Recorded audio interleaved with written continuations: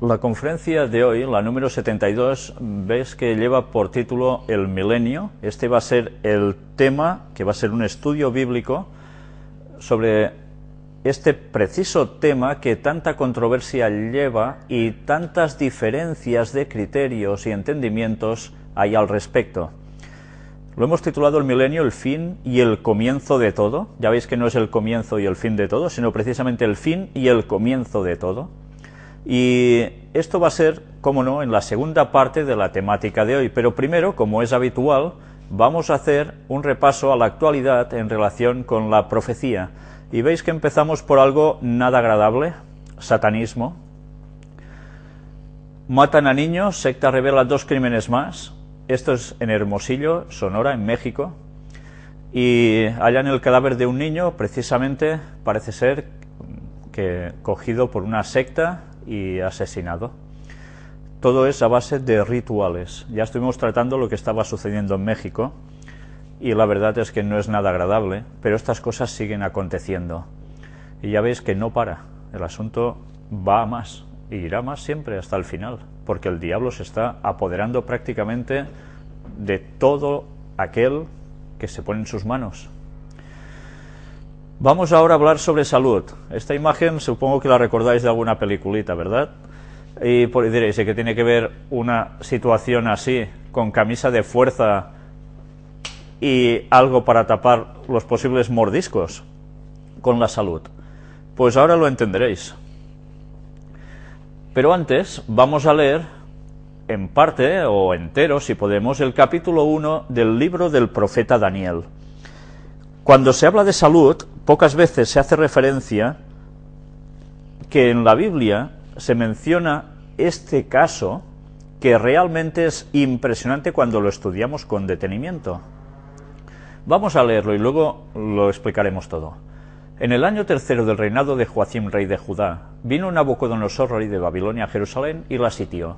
Y el Señor entregó en sus manos a Joacim, rey de Judá, y parte de los utensilios de la casa de Dios, y los trajo a tierra de Sinar, a la casa de su Dios, y colocó los utensilios en la casa del tesoro de su Dios. Y dijo el rey a Aspenaz, jefe de sus eunucos, que trajese de los hijos de Israel, del linaje real de los príncipes, muchachos en quienes no hubiese tacha alguna, de buen parecer, enseñados en toda sabiduría, sabios en ciencia y de buen entendimiento, e idóneos para estar en el palacio del rey, y que les enseñase las letras y la lengua de los caldeos. Y les señaló el rey ración para cada día, de la provisión de la comida del rey, y del vino que él bebía, y que los criase 3 años, para que al fin de ellos se presentasen delante del rey. Ya veis que se les iban a dar los manjares del rey y el vino del propio rey. Entre estos estaban Daniel, Ananías, Misael y Azarías, de los hijos de Judá. A estos el jefe de los eunucos puso nombres. Puso a Daniel Belsasar, a Ananías Sadrac, a Misael Mesac y a Azarías Abednego. Y Daniel propuso en su corazón no contaminarse con la porción de la comida del rey, ni con el vino que él bebía. Pidió, por tanto, al jefe de los eunucos que no se le obligase a contaminarse. Fue valiente, tomó una determinación ante un momento muy difícil, que era pedir un cambio de dieta drástica a lo que se les ofrecía, que teóricamente era lo mejor de lo mejor. Y puso Dios a Daniel en gracia y en buena voluntad con el jefe de los eunucos. Y dijo el jefe de los eunucos a Daniel: Temo a mi señor el rey, que señaló vuestra comida y vuestra bebida, pues luego que él vea vuestros rostros más pálidos que los de los muchachos que son semejantes a vosotros, condenaréis para con el rey mi cabeza. Entonces dijo Daniel a Melsar, que estaba puesto por el jefe de los eunucos sobre Daniel, Ananías, Misael y Azarías: Te ruego que hagas la prueba con tus siervos por 10 días, y nos den legumbres a comer y agua a beber. Ya veis qué dieta, ¿eh? Compara luego nuestros rostros con los rostros de los muchachos que comen de la ración de la comida del rey, y haz después con tus siervos según veas. Consintió pues con ellos en esto, y probó con ellos 10 días. Y al cabo de los 10 días pareció el rostro de ellos mejor y más robusto que el de los otros muchachos que comían de la porción de la comida del rey. Ya veis como en 10 días, literales, hubo un cambio en sus rostros, porque evidentemente algo repercute físicamente ya de la nutrición en las personas, y esa diferencia se aprecia en tan solo 10 días. Imaginaos qué dieta debería ser la que llevaba el rey y todos los que aceptaron llevarla. Así pues, Melsar se llevaba la porción de la comida de ellos y el vino que habían de beber, y les daba legumbres. A estos 4 muchachos Dios les dio conocimiento e inteligencia en todas las letras y ciencias, y Daniel tuvo entendimiento en toda visión y sueños. ¿Por qué creéis que Dios pudo darles conocimiento e inteligencia en todas las letras y ciencias? Pues porque ellos habían aceptado llevar un régimen alimenticio que evidentemente no obstaculizaba el canal mental por el cual Dios les hablaba, y sus capacidades mentales no eran disminuidas por el consumo de una mala nutrición o bebida que podía llegar a dificultar sus procesos mentales. Por tanto, mentalmente eran mucho más claros. Y además a Daniel, ya veis, se le dio entendimiento en toda visión y sueños. Pasados pues los días, al fin de los cuales había dicho el rey que los trajesen, el jefe de los eunucos los trajo delante de Nabucodonosor. Y el rey habló con ellos, y no fueron hallados entre todos ellos otros como Daniel, Ananías, Misael y Azarías. Así pues estuvieron delante del rey. En todo asunto de sabiduría e inteligencia que el rey les consultó, los halló 10 veces mejores que todos los magos y astrólogos que había en todo su reino. Evidentemente es muy difícil determinar, eran 10 veces mejores, es una forma de hablar de muy completo, ¿no? Que realmente dejaban a los otros prácticamente en ridículo. Y continuó Daniel hasta el año 1 del rey Ciro. Pues ya veis, si es importante todo eso, de llevar una buena alimentación vegetariana, sin beber alcohol, para poder tener una mente clara y gozar de salud en todos los niveles. Pero ahora vamos a hablar precisamente de esa importancia, porque ya veis que llevando una buena dieta, mentalmente eran más capaces. Mirad ahora lo que vais a ver aquí. En esta tanda de noticias sobre salud, la timidez es ya oficialmente una enfermedad mental. Si ahora eres tímido, te van a medicar. Esto ya empieza a ser preocupante. Ya veis que nos están poniendo medicación absolutamente para todo. Pero ya veis, no solo esto, sino incluso la excentricidad. Pues tendrán que medicar a todos los súper ricos, porque ya suelen ser muy súper excéntricos, ¿no? ¿Qué cosas? Pues bien, esto no es todo. Si leéis todo el artículo, os quedáis parados de ver cosas como, por ejemplo, esto. Por otro lado, otros campos como la criminología y el ámbito de lo judicial podrían verse transformados si delitos como la violación y el abuso sexual se amparan en la terminología trastorno parafílico coercitivo que el DSM propone. Desde luego, ahora todos vamos a estar como cabras, porque todo el mundo tiene alguna deficiencia de carácter. Y eso, ya veis, se arregla con medicación. Cuestionar a la autoridad es una enfermedad según industria psiquiátrica. No teníamos bastante con eso, ¿eh? Pues considera un trastorno mental el pensamiento desafiante, algo conveniente para mantener una sociedad de personas o autómatas conforme con la normalidad. Ya veis, aquí no se escapa nadie, ¿eh? Incluso, mirad lo que nos pone aquí, pensar distinto a los patrones dominantes de la sociedad, el llamado libre pensamiento, es una enfermedad mental, según la nueva edición del Manual Diagnóstico y Estadístico de los Trastornos Mentales de la Asociación Psiquiátrica Americana. Pues bien, entonces, no sé si lo sabéis, pero claro, a los masones se les llama librepensadores. Pues se tendrán que medicar todos también. Es que es para reír, ¿eh? Pero bueno, de ridículo que resulta todo esto. Y vamos a ver esta otra, que esta tampoco tiene desperdicio, y veréis qué conexión con el texto que hemos estado leyendo al principio. Para la Organización Mundial de la Salud, comer alimentos crudos es una enfermedad mental. Si el titular ya os impacta, mirad lo que aquí nos pone. La Organización Mundial de la Salud publicó una lista de trastornos neurológicos y enfermedades mentales, insertando entre ellas a las dietas de alimentos crudos y al vegetarianismo, bajo el código F63.8. Una de las razones principales por incluirlos en la lista es la noticia sobre una familia de adictos a comer alimentos crudos de la ciudad española de Málaga, donde los padres llevaron a sus hijos a un estado de coma debido a lo estricto de la dieta. Los niños se salvaron gracias a los vecinos, que operativamente reaccionaron ante la situación. Ambos padres fueron enviados a una clínica psiquiátrica para un curso obligatorio. La Asociación Americana de Dietética no está de acuerdo con ese punto de vista. Están convencidos de que la adhesión a una dieta equilibrada tiene efectos beneficiosos para la salud humana y proveen al cuerpo con todos los elementos necesarios. Mientras tanto, no está claro si se debe tomar en serio las recientes conclusiones de la Organización Mundial de la Salud, ya que recientemente el amor fue incorporado en la lista de enfermedades bajo el código F63.9. Es que, sinceramente, yo no sé si reírme, llorar o echar a correr, porque cuando uno ve estas cosas, mirad qué gran argumento, tan serio, tan impresionantemente científico, que es porque unos padres que se pasan con la estrictez de una dieta, que probablemente habían caído en lo que a algunas personas les pasa, que no como de esto, de lo otro y no sé qué, y mentalmente, verdaderamente se trastornan. Pero eso son excepciones, no es la norma, sino que es todo lo contrario. Pues bien, utilizan este miserable argumento para precisamente poner que ser vegetariano y comer alimentos crudos, ya veis lo que significa.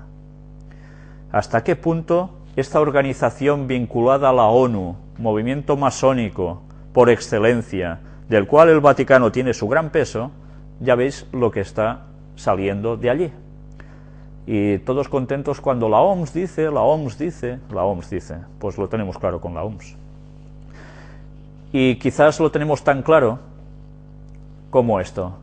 ¿Recordáis esta noticia? ¿Estaría dispuesto a comer carne artificial? ¿La mostramos? Pues bien, las ganas están para que estas hamburguesas de carne de vaca artificial, pues precisamente empiecen a divulgarse, a venderse, y alguien va a hacer el negocio.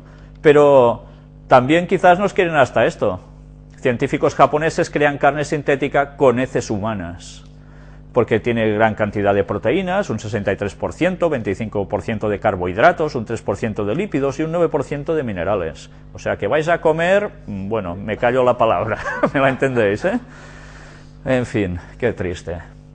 Bueno, es que ahora entendemos muchas cosas de por qué están saliendo a la palestra. ¿Creéis que a Satanás no le entusiasma que dejemos de ser vegetarianos para llenarnos de porquería? ¿Para que nuestras mentes queden totalmente bloqueadas a la voz de Dios? Pues está trabajando desde allí, porque sabe que si consigue esto en los seres humanos, que las personas no lleven la dieta que deben llevar, el avance espiritual en ellos va a ser mucho más difícil, con lo cual la salvación mucho más complicada, porque no entenderán las cosas de Dios. Según un estudio, los consumidores de comida rápida tienen el doble de riesgo de padecer depresión. Esto es muy interesante. Este estudio, que ha sido totalmente reciente, desde este día 28 de marzo, ya veis lo que nos está diciendo. Se han hecho pruebas, se han hecho los estudios científicos pertinentes para demostrar que cuanto más comida rápida se consume, mayor es el riesgo de depresión. Esto debemos tenerlo muy presente, porque ya veis que precisamente cada vez hay más lugares de comida rápida y cada vez más personas van allí, dejando de comer, como es en el caso, al menos en España, que había la cocina mediterránea tan famosa, pues van a comer cada vez más a estos lugares porque sale económico, se hace en un momento, pim pam, y nos llenamos todo de porquería. Pues ya veis, si tiene importancia lo que comemos, para que finalmente nuestra mente quede afectada. Comamos bien y nos ahorraremos un montón de problemas. Para las personas que están en depresión, que tengan claro que por encima de todo hay alguien a quien se pueden aferrar, y es a Cristo. Él es la solución a todos nuestros problemas, y las cosas que parecen insuperables, con Él podemos hacerlo. Todo lo puedo en Cristo que me fortalece, dice Filipenses 4:13. ciudadanos de Estados Unidos, conejillos de indias de la CIA en sus experimentos con LSD. Ya sabéis que también la Agencia Central de Inteligencia de Estados Unidos realizó entre los años 1953 y 1964 experimentos con miles de civiles y militares estadounidenses con la droga alucinógena LSD y otras sustancias sin que supieran lo que les estaban haciendo. Según expertos, es un arma habitual que Estados Unidos utiliza con múltiples fines.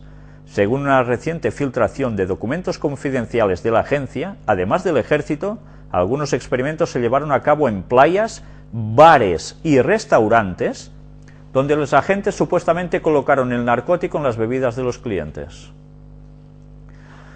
Pues bien, el texto va siguiendo, es interesante, pero ya veis que pocos escrúpulos, somos sencillamente números.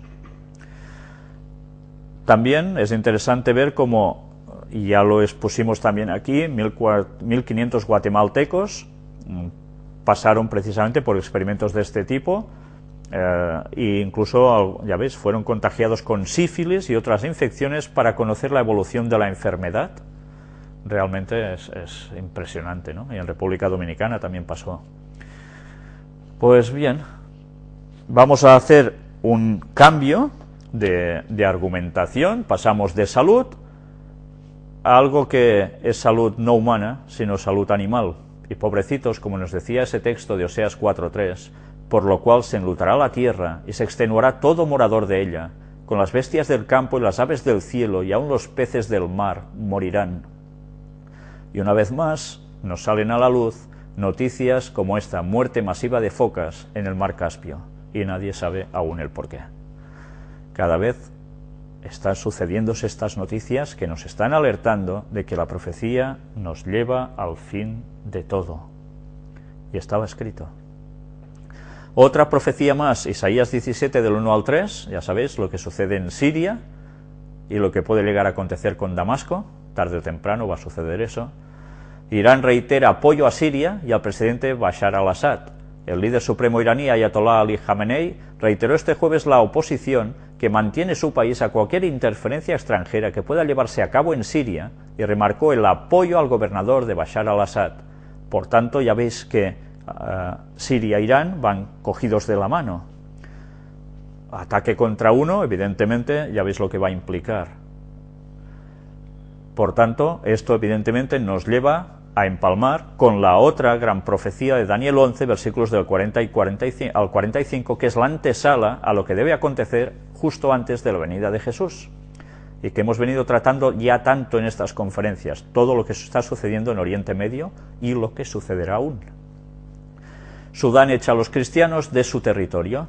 Ya estuvimos viendo cómo el Vaticano estaba trabajando precisamente en Sudán para apartar el lado islámico del lado cristiano. Por eso se creó Sudán del Sur también, porque había asuntos de petróleo.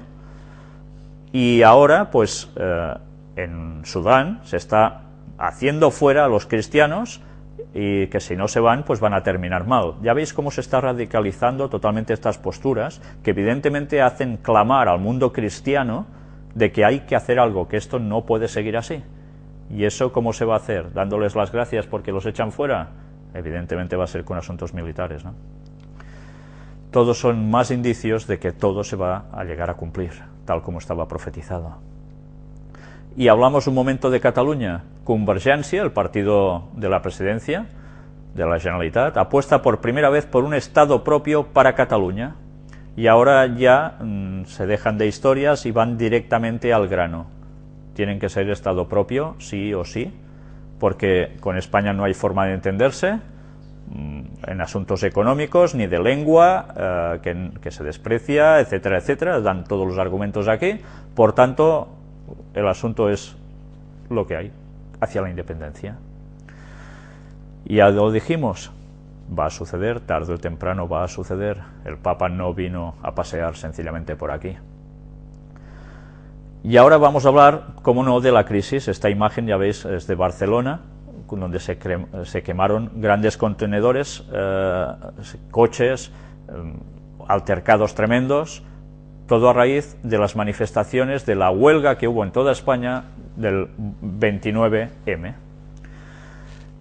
Unos dicen que fue muy seguida, otros no tanto. 111 marchas, qué numerito más curioso, fueron las convocadas por CCO y UGT, los dos sindicatos mayoritarios. Y que ya veis que teóricamente esto debería haber cambiado el panorama de las leyes que el gobierno del Partido Popular en España había promulgado, y se debería tirar todo atrás, etcétera, etcétera. Si alguien se creía eso, pues, como dice De Guindos, no cambiaremos un ápice la reforma laboral tras el 29M. O sea que podéis manifestaros todo lo que queráis, que lo tenéis claro, que aún habrá más. Y dicho y hecho, tras esa famosa fecha que ya comentamos en su momento de 2 y 9-11, del 29, podemos decir, ya me salto toda esta noticia, quien quiera que lo pare en sus casas, España recorta drásticamente gasto y sube impuestos a empresas. Y no solo esto, evidentemente, esto dices, uy, ya mal lo tenemos, aún lo vamos a tener peor. Pero mirad, el gobierno sube la tarifa de la luz un 7% y la del gas un 5%. Si no teníamos bastante, pues más. Pues bien, esto es a lo que nos llevan, y peor va a ser aún. Estas medidas han sido muy bien aprobadas o muy bien vistas por la Unión Europea, pero claro, ya sabéis que las cosas no es suficiente. Incluso ahora en Grecia también se dice de que va a necesitar otra ayuda multimillonaria, con lo cual el país aún lo va a pasar peor. Bien, somos los conejillos de Indias de toda Europa, ¿no? Y lo que van a hacer, pues es esto, hundirnos aún más. Y no esperemos otra cosa, porque va a ser así. Mientras tanto, Esperanza Aguirre, que ya sabéis que es la presidenta de la Comunidad de Madrid, dice: estos sindicatos caerán como el muro de Berlín. Acusa a los sindicalistas de antipatriotas y de querer convertir España en Grecia. Ya veis, una vez más, parece ser que hay una gran oposición entre sindicatos, entre partidos que están en el gobierno, y ya vimos que por detrás están los mismos. Pero bueno, es igual, no pasa nada. A nivel de calle se coge la percepción de que todos son contrarios. Recordemos que había profecías que hablaban sobre los sindicatos, y luego veremos un par de citas al respecto del espíritu de profecía de Ellen White. La otra cara de la crisis en Italia: 2 hombres se prenden fuego en la misma semana por la crisis. ¿Hasta qué estado de desesperación se está llegando, verdad? Claro, quien aún tiene que comer y está tan tranquilito, pues quizá no lo aprecia tanto, pero hay personas que ya están en un lindar verdaderamente muy grave. Y aquí tenéis estas 2 citas que vamos a leer ahora, profetizadas, ya veis, una en 1912 y la otra aproximadamente, quizás un poco antes. Ellen White escribió: tiempos difíciles están ante nosotros. El cumplimiento de las señales de los tiempos da evidencia de que el día del Señor está cercano. Se refiere a la segunda venida de Jesús. Los periódicos están llenos de indicaciones de un terrible conflicto futuro. Audaces robos ocurren con frecuencia. Las huelgas son comunes. Por todas partes se cometen latrocinios y asesinatos. Hombres poseídos por los demonios quitan la vida de hombres, mujeres y niños. ¿Entendéis por qué pasan esas cosas? Todas estas cosas testifican de que la venida de Cristo se halla a las puertas. Y esto era en 1912. Ya veis que esto está en aumento cada vez más. Si antes testificaba, ahora ya, ¿qué podemos decir, no? Que está, bueno, aquí al lado todo. Y mirad esta otra segunda cita.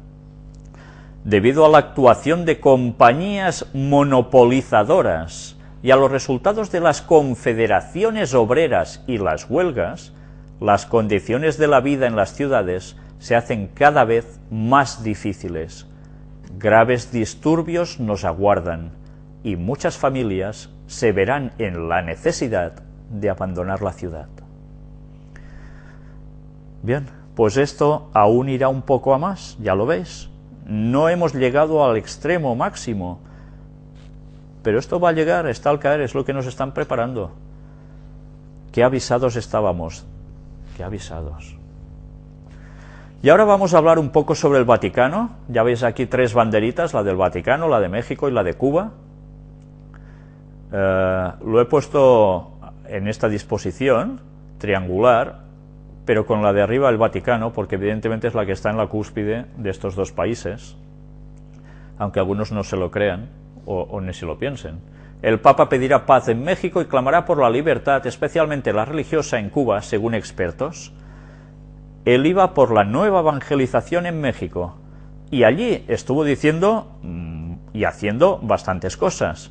Ahora haremos un leve repaso a lo que hizo allí y a lo que hizo también en Cuba, y qué repercusiones podía tener todo esto. Cuando llega, hay una visita de cortesía al presidente federal, y cómo no, le dan al Papa las llaves de la ciudad, como aconteció también en Madrid, ¿lo recordáis? Cuando alguien le da las llaves al Papa de una ciudad, quiere decir que se somete totalmente a su autoridad. Pues esto sucedió en 2 ciudades distintas, precisamente, de México. Benedicto XVI, he venido para que sientan mi afecto. ¿Sí? ¿Fue en verdad a esto, a México, para que sintieran su afecto? Luego veremos cómo hay algo más que sentir su afecto. Yo diría que sintieron su efecto, con una E delante. Todos muy contentos, teóricamente, porque el Papa iba allí, muy bien esperado, dio sus discursos de cómo México tiene problemas muy serios de drogadicción, de delincuencia, de narcotráfico, que todo esto hay que paliarlo. Habló también sobre las familias, que son la base de todo. Y cómo no, ya sabéis que también hizo algo extraordinario, que fue algún evento del cual no he podido conseguir la instantánea. Pero bien, eso os lo voy a contar dentro de un momento. Benedicto XVI y nuestra crisis de fe. Aquí, Monseñor Felipe Arizmendi Esquivel empieza a hablar de lo interesante que es esa visita del Papa, y llega un momento que dice: recibámoslo con apertura de mente y de corazón, centrémonos en sus mensajes, sin distraernos en anécdotas secundarias, perdonemos con tolerancia a los grupúsculos que aprovechan su visita para hacerse publicidad insultándolo, oremos para que se logre el objetivo de ser confirmados en nuestra fe. ¿Sabéis? Cuando dice anécdotas secundarias, es porque hay gente que acusaba precisamente al papado de algo que se hacía con niños, ¿me entendéis, no? Pues bueno, son cosas de anécdotas secundarias. Interesante. Cada quien revisemos cuán sólida es nuestra adhesión a Jesús, cuán coherente es nuestra vida diaria con la fe que decimos profesar. ¿Es el Evangelio el que ilumina y guía nuestras decisiones? ¿Es la palabra de Dios la que moldea nuestros criterios, nuestros puntos de vista? Mirad lo que dice ahora. La política, la educación, la economía, las leyes, las costumbres, la familia, los medios de comunicación, las vacaciones, las relaciones sociales, las contiendas electorales, ¿reflejan un país católico? Esta era la gran cuestión. ¿Reflejan que eran un país católico México? Se debían hacer cambios. Pues los cambios ya veréis que ya se han hecho. Qué gran eficacia la visita del Papa allí. La habitación papal en el Cobre, ejemplo de sencillez. Describen que estaba en un lugar, bueno, súper modosito, todo muy austero, y que era algo digno de alabanza. Pero mirad qué curioso, ¿no? Además de la residencia sacerdotal ya terminada, que era un proyecto que hicieron para todo lo de la visita del Papa, el proyecto incluye un conjunto de 11 cabañas en cemento con tejados rojos, un policultural y una capilla. Debían ser 11 cabañas. Bueno, ya sabéis que los numeritos a ellos les gustan mucho, y su significado. Benedicto XVI, no hay motivos para rendirse al despotismo del mal. Homilía en la celebración de vísperas con los obispos de América Latina. Tuvo un gran encuentro con los obispos. Pues allí, una vez más, nos empieza a hablar de que, claro, como no, se tienen que reunir a las 18 horas, 6, porque si no, se ve que no están contentos si no es a esa hora. Y empiezan a hablar también de Nuestra Señora de la Luz, la Santísima Virgen, y siguen y van hablando de Nuestra Señora de la Luz. ¿Por qué creéis que a esta Virgen le llaman Nuestra Señora de la Luz? ¿Recordáis un texto bíblico que dice algo sobre Satanás? Que se disfrazaría como ¿qué? Como ángel de luz. Y ya vimos, y hemos estado viendo en todas las conferencias, cómo precisamente esas apariciones de la Virgen no son otras que apariciones del propio Satanás. María Santísima de la Luz. Pues sí, sí, sí. Nos encontramos en un momento decisivo para el futuro de Europa. Ya veis, mientras eso estaba pasando en un lado del océano, en el otro, en Europa, el cardenal Reinhard Marx ha sido elegido presidente de la Comisión de los Episcopados de la Unión Europea y fue elegido por sus homólogos el 22 de marzo. Tenía que ser el 22, 2 veces 11, por supuesto. Pero es interesante ver cómo tienen muy claro que nos encontramos en un momento decisivo para el porvenir de Europa. Respecto a la crisis económica y financiera que golpea nuestro continente, estoy persuadido de que la Unión Europea dispone de medios y potencial para remontar esta situación. Una crisis global exige una respuesta común. ¿Os dais cuenta de cómo algo generalizado necesita una respuesta general? Necesitamos, por tanto, reencontrar el sentido de una acción colectiva y responsable. Si nosotros estamos en disonancia con eso, seremos todos menos responsables. Solo con esta condición llegaremos a resolver nuestros problemas comunes. Nos encontramos, en efecto, en un momento decisivo para el futuro de Europa. Luego veremos también alguna otra noticia bastante vinculada a todo esto. Esperanza para un continente que marcará el futuro de la humanidad. Aquí la tenéis. El continente que va a marcar el futuro de la humanidad es Europa. Europa no va a hundirse y ya está y no será nada. No, no. Es el que va a marcar el futuro de la humanidad entera. ¿Por qué? ¿Por qué Europa tiene que marcar ese futuro? ¿Qué hay en Europa y detrás de la Unión Europea?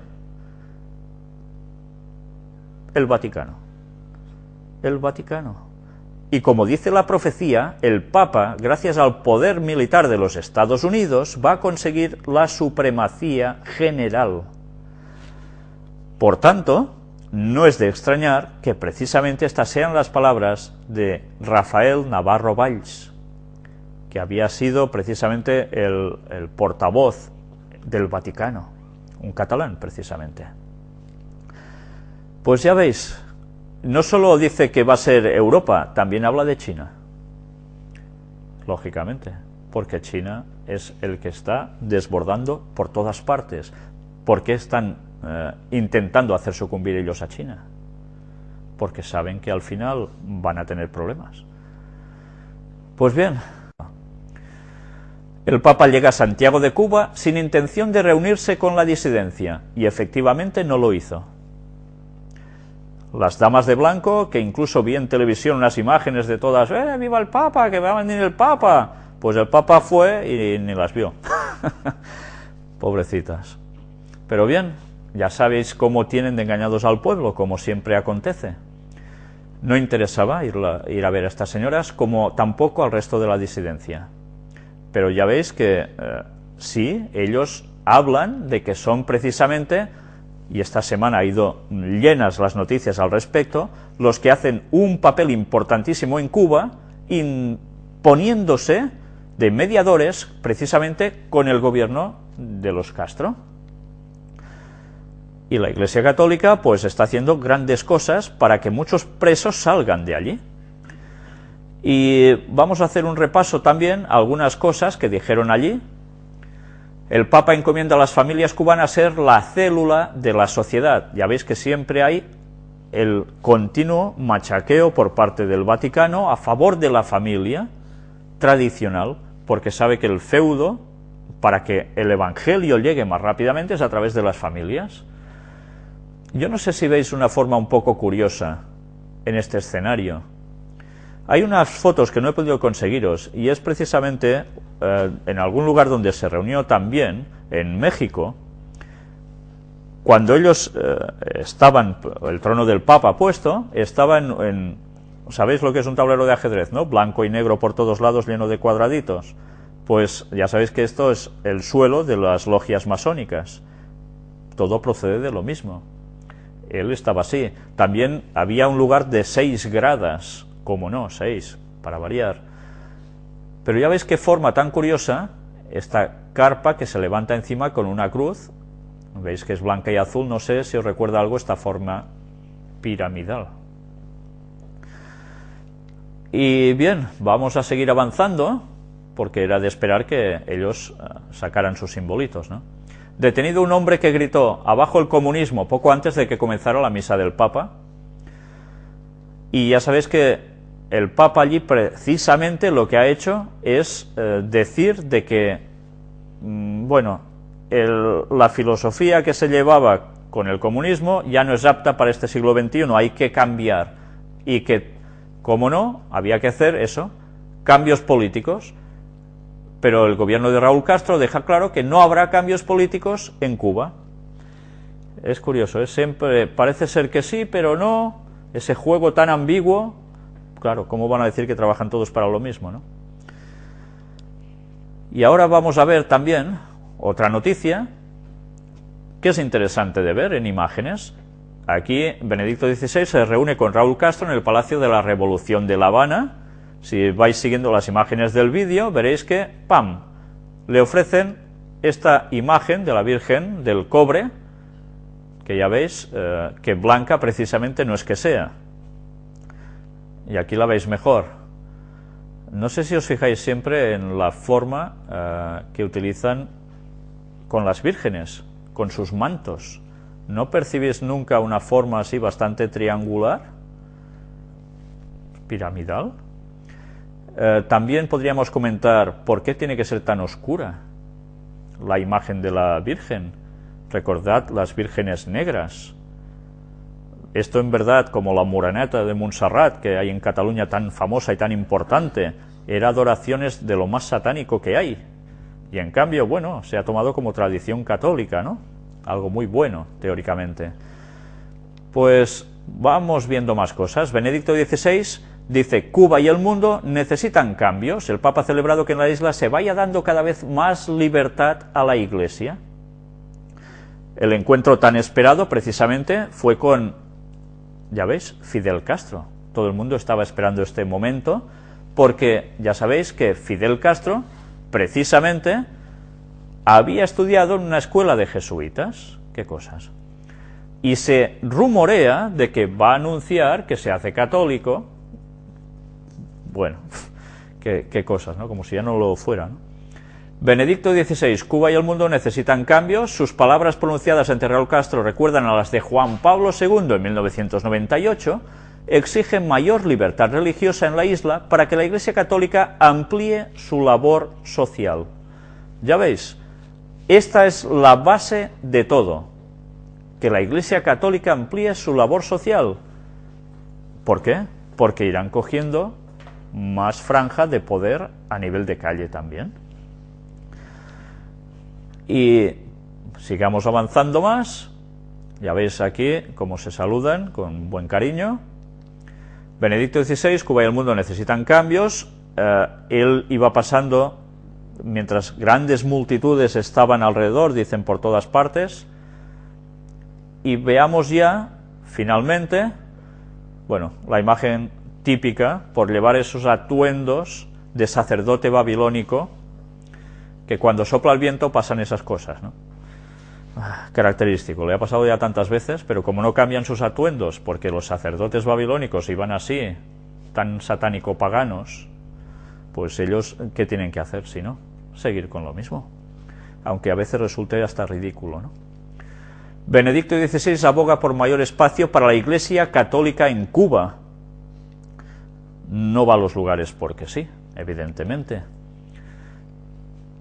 Y si seguimos aún, veremos esta foto, que era el momento crucial. Benedicto XVI se reúne con Fidel Castro, ya veis que se dan la manita muy bien, muy cariñosamente también. Teóricamente uno es marxista, el otro es totalmente lo contrario. Pues bien, Estos son los jueguecitos que hay en el mundo y que hacen creer a la gente de que unos están en un lado, otros en otro, y ellos van trabajando para lo que quieren, como siempre. Incluso se habla de que Fidel Castro, que ya veis, fue educado en un colegio jesuita, se esté planteando abandonar su recalcitrante ateísmo para abrazar de nuevo el catolicismo. Es el segundo papa al que saluda. El papa critica a quienes se encierran en su verdad e intentan imponerla a los demás. O sea que se está criticando a él mismo. ¿Sí o no? Claro, es lo que van a hacer. Es lo que siempre han hecho y seguirán haciendo hasta el mismísimo final y cada vez más. Ellos van a imponerse a los demás. La profecía es clarísima y lo estamos viendo por todas partes. Pues bien, teóricamente él aboga, ya veis, para todo lo contrario, ¿no? Como criticando al régimen. En fin, qué cosas tiene el mundo. Y mirad cómo, precisamente 3 o 4 días después, en México, el Papa se ha ido, y como fue solo para visitar y esas cositas, resulta que pasa algo que nosotros ya habíamos presentado aquí, que se estaba debatiendo en las leyes de ese país. A puerta cerrada, senadores de PRI y PAN imponen la cuestionada reforma religiosa. Tanto que si se iba a hacer, no se iba a hacer, tanta discusión que hubo, cerraron puertas y ¡pam!, se aprobó y punto. Y ahora la Iglesia Católica ya va a tener todo lo que ellos deseaban en ese país. Bien, ya veis, no fue porque sí, sino que iba con un objetivo, como era de esperar, lógicamente, claro. La Carta Magna ya lo tiene claro. Y Fidel Castro a la Iglesia: podemos ser amigos sin pensar igual. Pues vale, es lo que hay. Y aquí ya tenéis la típica escena: quién va vestido de oscurito y quién va de blanco, ¿no? Quién se supedita a quién, como siempre.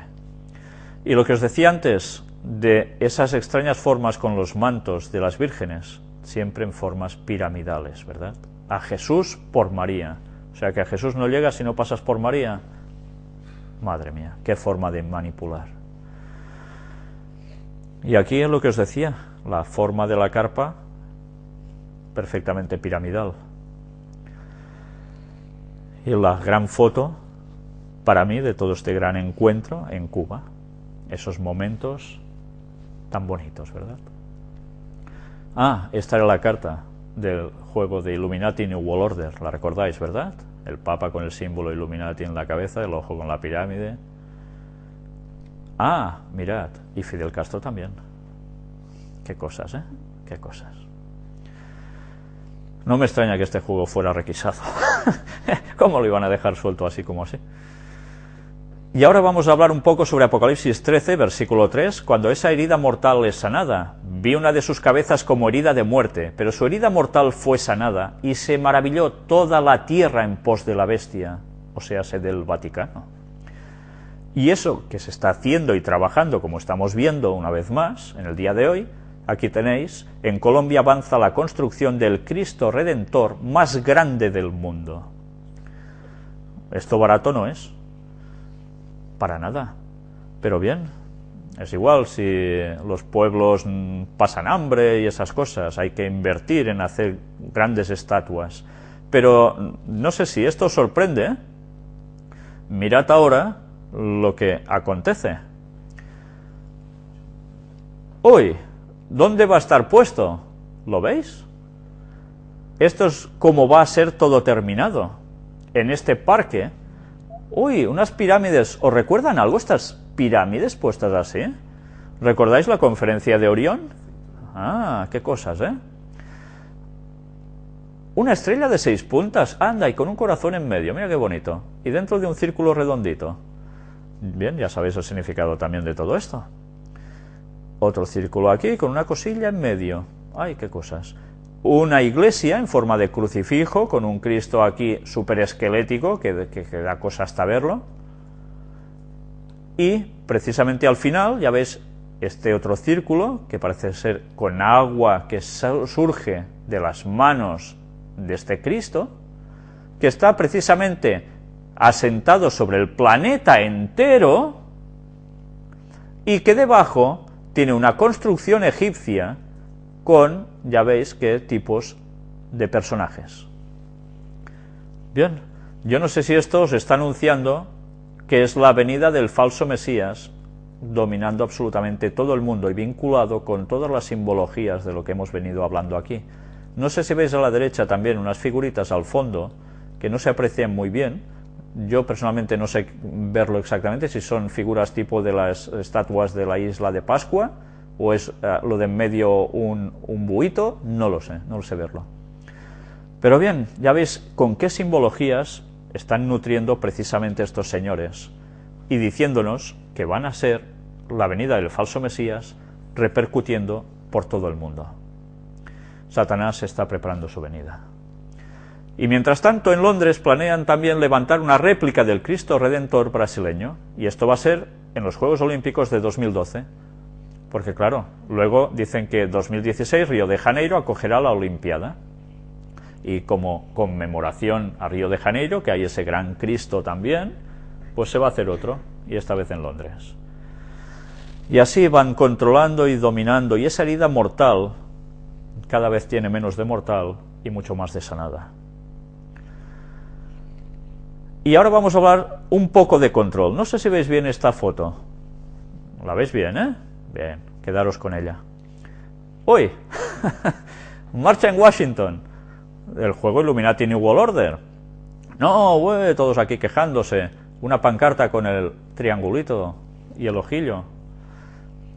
Bien, manifestaciones, marchas, quejas y promovidas por alguien detrás para crear conflicto, crear problemas.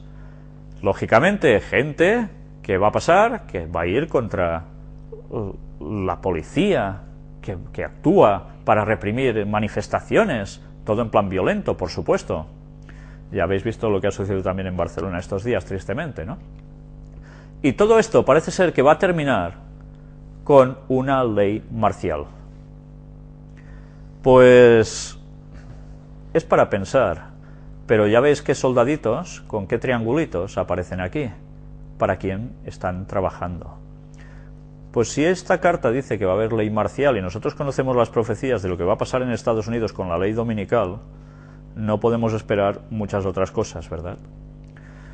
Sí, lo que podemos esperar es que el nuevo orden mundial se imponga también con estos buenos modos. Los Estados Unidos del mañana, un país con todos sus manifestantes encarcelados.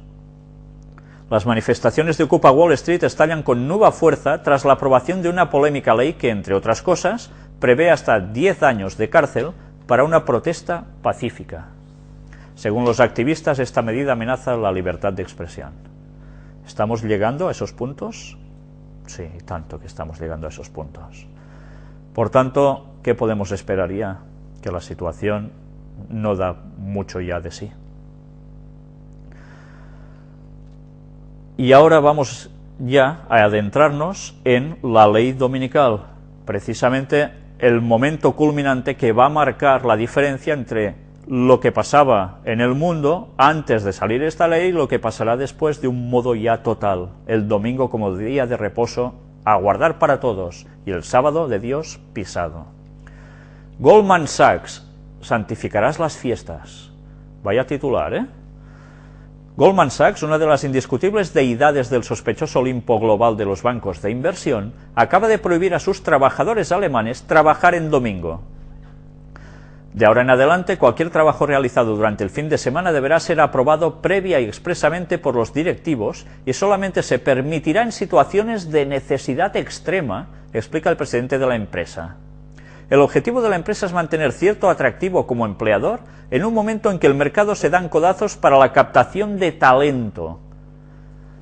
Y mirad, debemos competir por el talento y las oficinas abiertas en domingo desincentivan a personal cualificado que desearíamos contratar y que acaba en la competencia, explica Dibelius, que ante el celo de los empleados alemanes se ha visto obligado a recordar que no somos máquinas. ¿Os suena palabras parecidas a lo que decían desde el papado? Además de este tercer mandamiento, Goldman Sachs se apresura a esculpir en piedra un cuarto que, al parecer, a nadie se le había ocurrido estampar en las tablas de la ley del banco de inversión y que viene a decir: honrarás a tus inversores e inversoras. ¿Cómo se cachondean?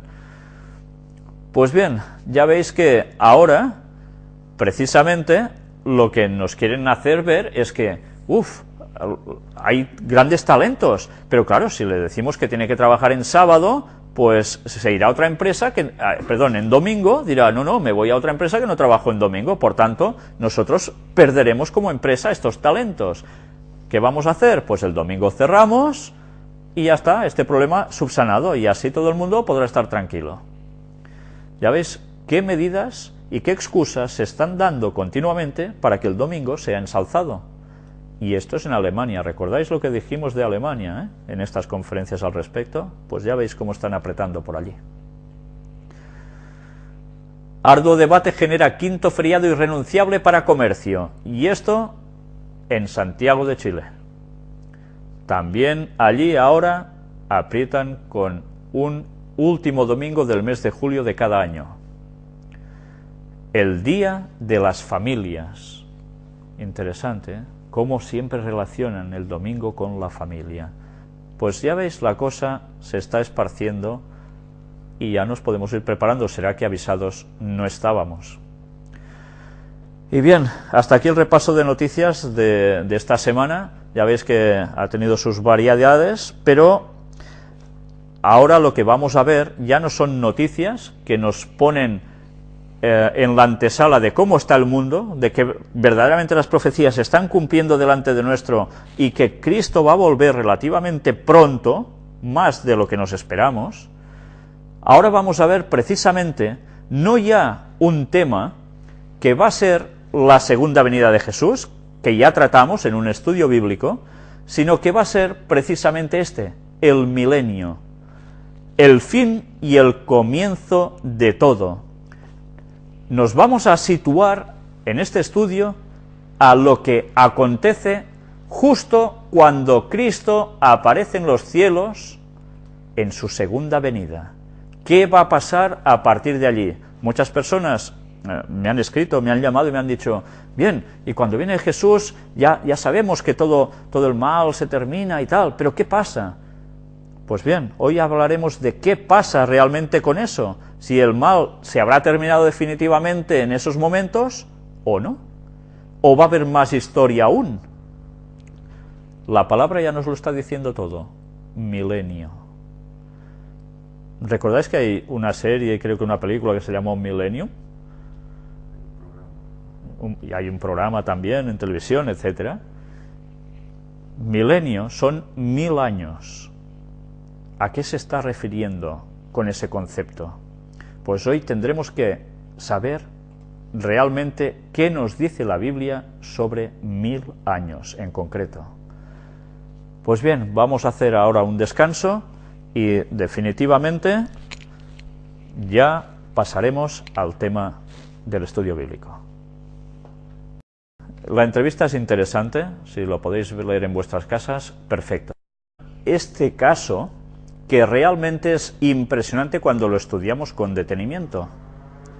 Vamos a leerlo y luego lo explicaremos todo.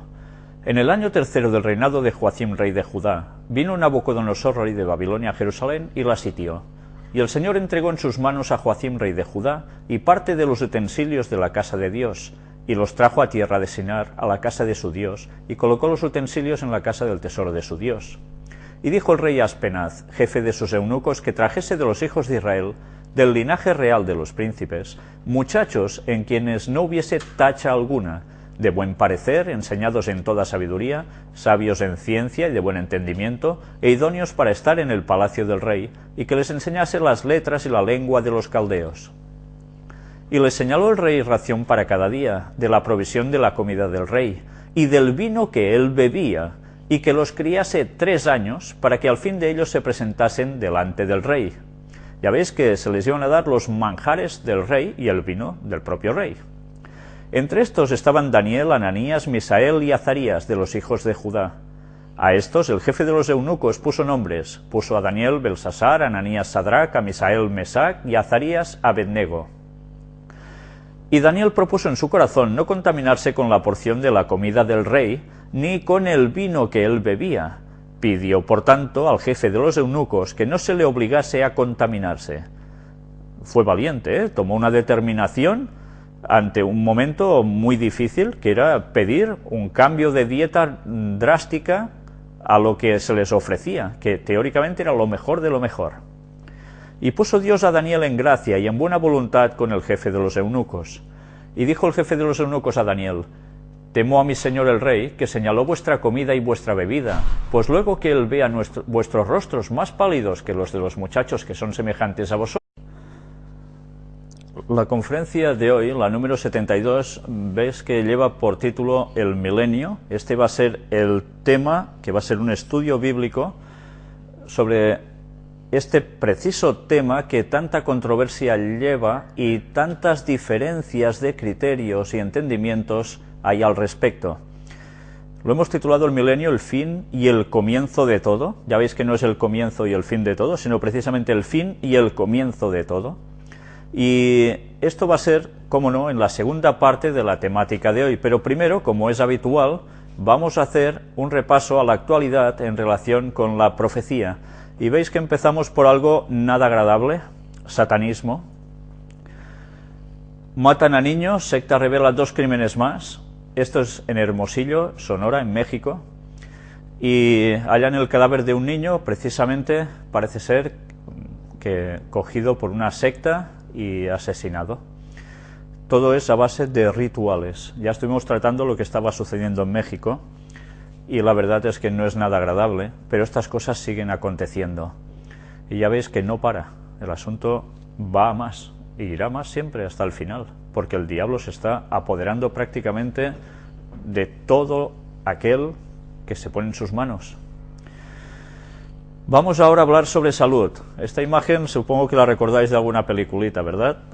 Y diréis, ¿qué tiene que ver una situación así, con camisa de fuerza y algo para tapar los posibles mordiscos, con la salud? Pues ahora lo entenderéis. Pero antes vamos a leer, en parte o entero, si podemos, el capítulo 1 del libro del profeta Daniel.